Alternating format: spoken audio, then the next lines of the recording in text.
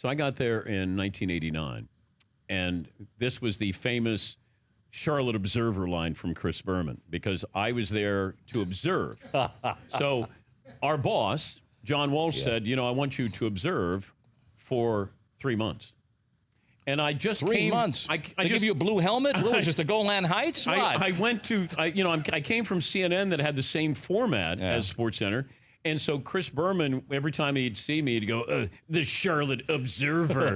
And it got to the point where I said, just put me on the air. Just let me go. Yeah. And Berman just got through with the 11 o'clock. And I was going to do, I believe, at the 1 o'clock at the time. And he said, I'm going to stay and do your first show with you. They boot somebody off the show, or he just Bigfooted somebody off the show? He Bigfooted, and he said, I'm going to do it. Good. And so there were two moments.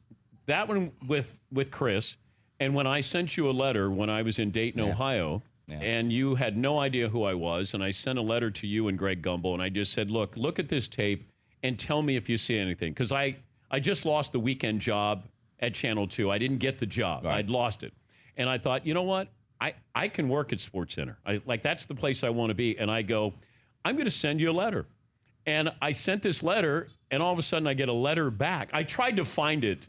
I would love to see it. I have a vague recollection of this. You wrote a full letter to me. I had manners in those days.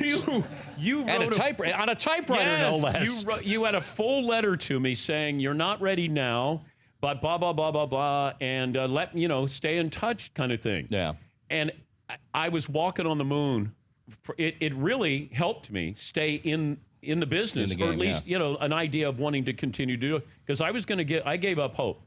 And I was just going to go, you know what? Let me see if somebody sees something in me.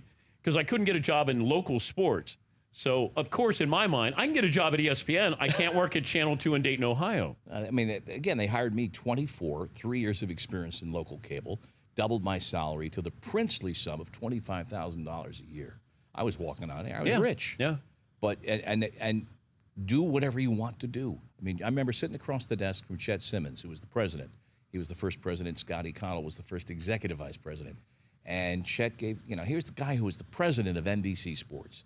Gave that up to come aboard here with Getty as the owner at ESPN and said, talk to sports fans the way they want to be talked to. We hired you for your opinions. Here's a titan in the industry. Me, who I think that visit I had to borrow my then girlfriend's Maverick with a stick shift to get up there because my car's in the shop. I can, you have to bail it out to move. And they hired me for what you think, but they turned us loose, and I don't want to say left us alone. Yeah, they left us alone, but they trusted us, and they trusted a lot of young people in the beginning. And if they hadn't done that, I don't know that when looking back at the fiscal issues in the early '81, '82, we might not have made it out of the woods, but we did. And the other thing was, here I am. I send you a letter, and then I don't know how many years later it was, but I'm sitting next to you anchoring the 11 o'clock SportsCenter. Yeah. And when I get there, we're knee deep in Pete Rose investigation. Ooh.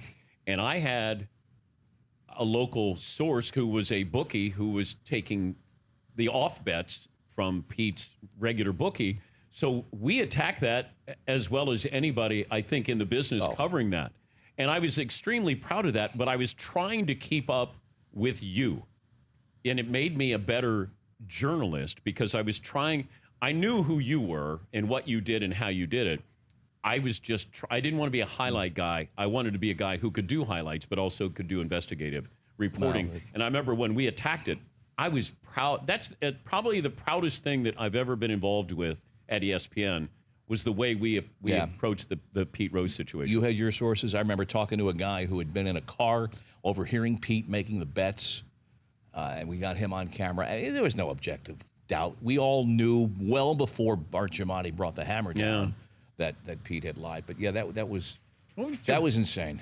For more Dan Patrick Show, tune into Audience Channel 239 on DirecTV.